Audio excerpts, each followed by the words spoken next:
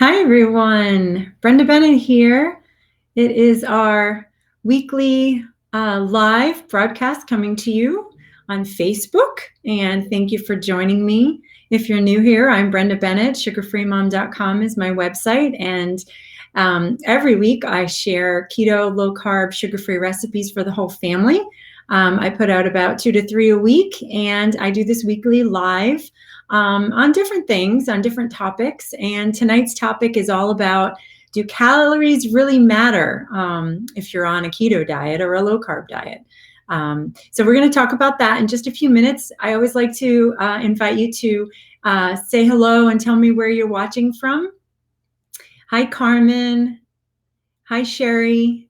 And leave any questions you have. I'll try to get to them. I did get quite a few in the email. I sent it on Wednesday to my email subscribers, and those will come first before the ones on Facebook because they sent them to me already. If you're not subscribed, you can do so. It's free to subscribe to my email. And then I send out every week when the live will be. Mostly it's on Thursdays at 7, but sometimes it's not. I am a mom of 3 kids and I have volunteer things that I do. So sometimes I have meetings that I can't commit to that I have to commit to, and I can't do the live, but I'll do it earlier in the day or a different day. So I usually send that out to my email subscribers. So be sure to go to my website, sugarfreemom.com, and in the top right corner, there's an email subscription. So it's free. So you can know when I will do the lives. And then you also get all the new recipes right to your inbox. So then you won't miss anything in case sometimes Facebook doesn't show you them. All right. So let's see who's here. Hi, Cynthia. Hi. Oh, Adelaida. Oh, I'm so sorry if I messed up your name. From South Carolina. And Tracy and Melissa from Michigan. She loves my cookbook. Thanks, Tracy. I appreciate that. Hi, Tori from Iowa. And Melinda from, I don't know. Jerry Knox, it says, so I'm not sure. Anyway, welcome. Glad to have you. Leave any questions you have. And so before we get started and while we wait for a few more people, hi, Kathleen from Tennessee. I'll share with you about my cookbook because somebody just mentioned they love my cookbook. I have it in the back behind me. See, right there. There it is. Naturally Keto is my cookbook. And I put it out in October. And it's over 125 recipes, breakfast, lunch, soups, salads, breads, appetizers, and of course, desserts. But not only that, 4 weeks of meal plans with shopping lists in the back of the book, as well as front matter about breaking a stall and tips for getting started, knowing the differences and all the products that I use and why, you need them in the recipes and stuff, dealing with the reluctant spouse. So you can find this on Amazon. I've got keto, stocking your pantry and all about sweeteners and allergy-friendly substitutions because my youngest has a tree nut and peanut allergy. But tonight I wanted to talk about one of the first parts in my Breaking the Stall chapter is talking about calories. So I would love to hear your opinion. How many of you think that calories do really matter? Or maybe you're of the opinion that calories don't matter when you're eating keto.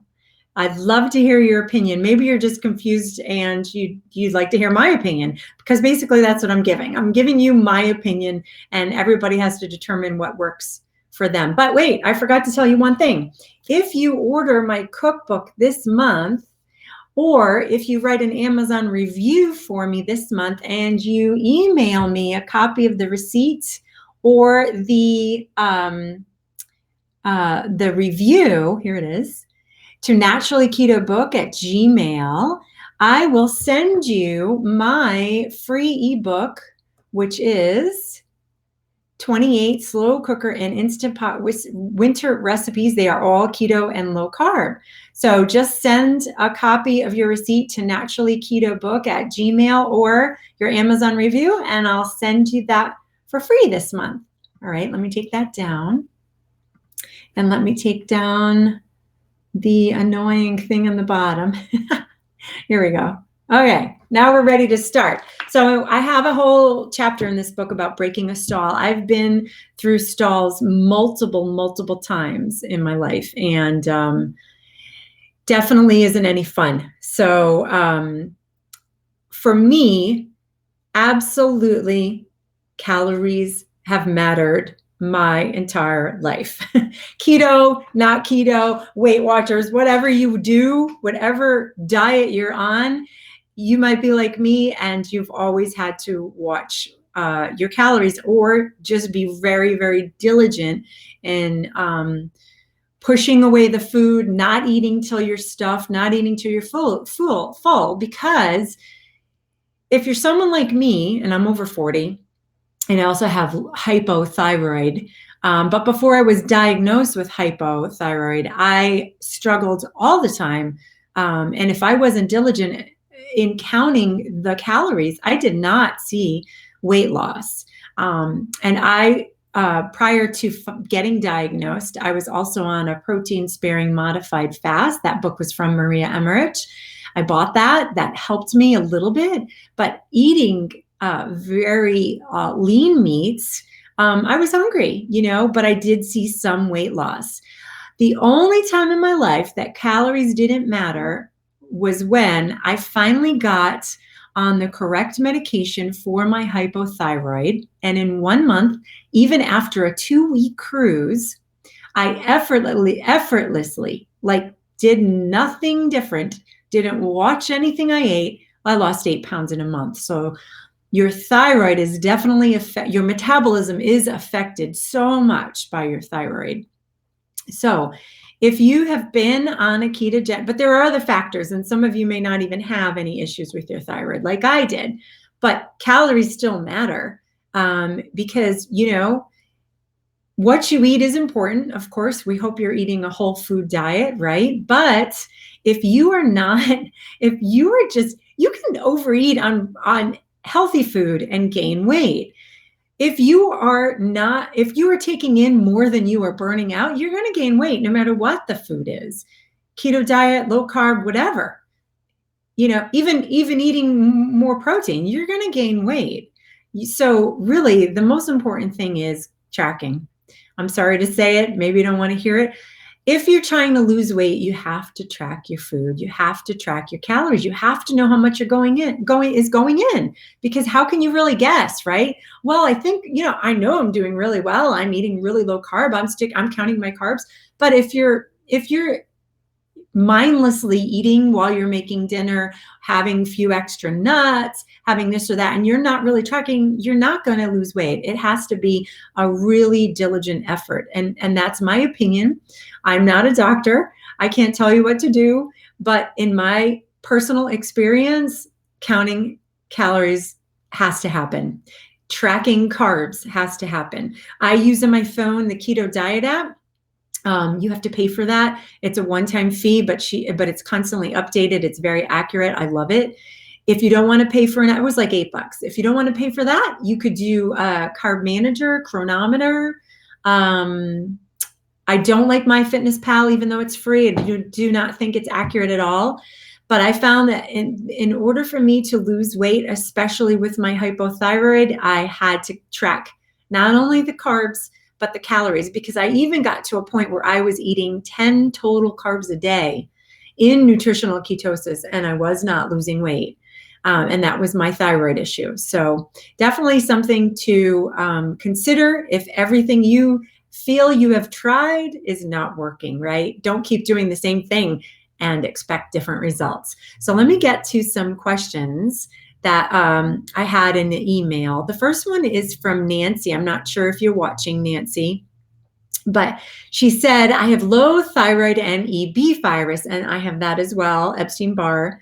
And I've been on a compounded T3 and T4 for a few months and still have not lost any weight. I don't feel great when I go low carb, and I don't feel well if I go low calorie. And I work out 3 times a week, and I just can't figure out what works for me. And I have been hearing about carb cycling. Okay, Nancy. So a couple of things I would say to you. If you are, I don't carb cycle. There are people that do it. I'm curious of why you don't feel well when you're low carb. Most people who are eating low carb or keto don't feel well because you're not increasing electrolytes and salt. So if you're feeling dizzy, lightheaded, something like that, that could be the reason you're not feeling well on low carb. Low calorie, yeah, it's not great to be low calorie, but you don't have to do it every day. You could just do it a couple of days a week and then eat a higher calorie day. The most important thing is really to just see where your body needs to be in order to see weight loss, right? So maybe 1,500 calories would be great. Maybe one day you eat 1,300. Maybe one day you eat 1,200. Then the next day you go back and you eat 1,600. So you might have to play around with it, but there's no way to know unless you're tracking it, right? So you have to test it out. You have to definitely test it out.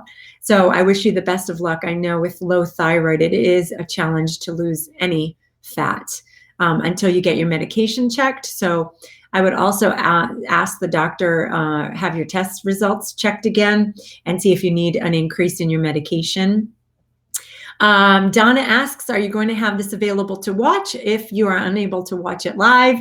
And she's probably not watching it live, but yes, all my videos are on the left side of my website, and they're all under live videos, and you can find them by title there. So they're all there for you to watch. And the next question by Becky says, I've wondered about the calorie counting. I'll try to be on tomorrow night. My question is, how many carbs a day is considered low carb? I need to shed another 25 pounds and I'm having a tough time doing it on just a low carb diet. Hi, Becky. So I'll tell you that I was low carb for a while, for many years actually. And I was able to maintain my weight, but in 2015, when I started gaining weight and had hair loss and I didn't know about my thyroid, I went to keto and I was able to grow my hair back after a year. And in order to be in nutritional ketosis, my carbs were 20. I did net carbs at the time and that worked. But then as my low thyroid became worse, I had to drop to total carbs a day. So I don't know how many of you are doing total carbs, but I had to go to 20. And now these days I do 20 or less total a day to maintain. And that's what I do. So let's see. I think I have one more question. Oh, I don't think I can answer this one. Can we do keto after a sleeve surgery? That I cannot answer. I am not a doctor, so I would not know about the sleeve surgery. I'm sorry about that. All right, so let's see if there's any questions here on Facebook. And Sherry says, calories don't matter on keto. Well, that's fantastic for you, Sherry. I really hope that that's working and you've lost weight. There are many people that it works for and that you can eat keto and the weight just effortlessly falls off. I envy those people. I am not one of them. Marlene says, in the end, as you get closer to goal, you have to eat less, calories will matter. Yeah, because for me, it was always about 15 pounds for my weight loss. I think if you have more than 20 pounds to go, you can probably do well not counting your calories. And I know it's a pain in the butt, but if you have more weight to lose, obviously it's going to be a little bit easier for you than those of us like me, 10 pounds to lose, then yeah, you're going to have to count. There's just no way about it. Tracy says, the spiced zucchini muffins are a hit in our home. Oh, thank you. Hi, Sherry from Indiana. All right, so I'm looking for questions. Kathleen says, yes, calories do matter. I found out if you don't take in, then you don't lose. Same with the fats. Absolutely with the fats. My first year, I did a loose keto approach in 2015, and I ate all the fat because I had deprived my body of fat for so long that I needed it. And I think that's why my hair grew back. No, I didn't lose any weight because I was eating butter. I was eating a lot of fat, but it did help my thyroid, I think, and it helped me put my symptoms in remission until they just got to the point it was about 2018 that I started to see really bad brain fog and lethargy and being in nutritional ketosis and gaining weight. So that's when I needed to see an endocrinologist. But I agree, calories as well as fat. Some people, I mean, I'm sure this isn't new to many of you. Some people cannot lose weight on a keto diet eating 75% fat. Some of us have to go to 60% fat to see weight loss. Everybody's different. This is not a one size fits all approach. Wafa says she's from Dearborn. I'm on and off with keto and can't stay away from the bread. Oh, that's a tough one. I definitely would say try to make keto bread. I have a great coconut flour bread that might help you until you can, stay away from the high carb bread and just try to enjoy other alternatives. And up your protein. That helped me a lot. Instead of upping fats, I started eating more protein at meals, and I found that I was eating less snacks in between meals. It really did help a lot, and it might help with your cravings. Teresa says, problem with thyroid, and my son too, we need to watch the calories. Yeah, when you have low thyroid, it is not easy. Sherry says, I use Carb Manager, and as long as I stay with the guidelines, I don't worry about the calories. Good for you. I wish I could have been like that. Jill says, I'm on steroids right now, and I want to literally eat everything in sight. Yeah, that is tough. But Jill, same thing. Up your protein. It really makes a difference. Like, stuff your face with protein. You will feel full. Like, you cannot overeat steak. I mean, try it. Ground beef. Really, if you try that and eat nothing but meat to fill up, you're going to see a big difference. I did. Hi, Debbie. Debbie from Michigan. Sue says you're not supposed to eat salt. Yes, on a sodium, no. On a keto diet, you need salt because you are no longer, you're eating whole foods, you're eating real foods, you're not eating processed foods. And so therefore, you're not getting all the salt and sodium that was in your previous carbohydrate foods that you were eating. And you're urinating a lot of the salt out of your body. You're going to the bathroom more. So you definitely need to keep up your sodium. I use Redmond sea salt, and that has the highest amount of sodium. You definitely need 1 to 2 teaspoons a day if you're eating 20 carbs a day on keto. And Mike says, I was told that I should only have 75 grams a day, but I see a dietitian at the gym and was told no more than 30 per meal or 130 per day. Which one is right? I'm not sure what you're asking. 75 grams of what? Fat, protein? Yeah, just respond to that. I'm not sure. Tony says, how do you feel about intermittent fasting? I just did a video last week, live last week, intermittent fasting. I do it every day. It comes naturally to me in the morning. I love it. I enjoy my coffee with collagen and a little bit of heavy cream. And I usually have lunch at 11 or 12. So I eat 2 meals a day, and I faithfully do it. A great book that you can look at by Jimmy Moore and Dr. Jason Fung is the Guide to Intermittent Fasting, I think it's called. Yeah, really good book. Teresa says, my son lost 100 pounds in 9 months, and he gained 22 pounds in 6 weeks. But he never stopped doing keto. I'm pretty sure he eats too many calories and still just eats 20 carbs a day. It could be, you can just overeat keto food, right? You can overeat, the nuts, the cheese. It's definitely easy to overeat even keto food. And I think that's it for the questions. Hi, Monica from New York and Jennifer from Arkansas. Oh, Tracy, one more. What is the best app for tracking macros? I use Carb Manager some days and I like it other days. I hate it. I like what do I use? Oh, Keto Diet app. It's really good and it's very accurate. And they always update it.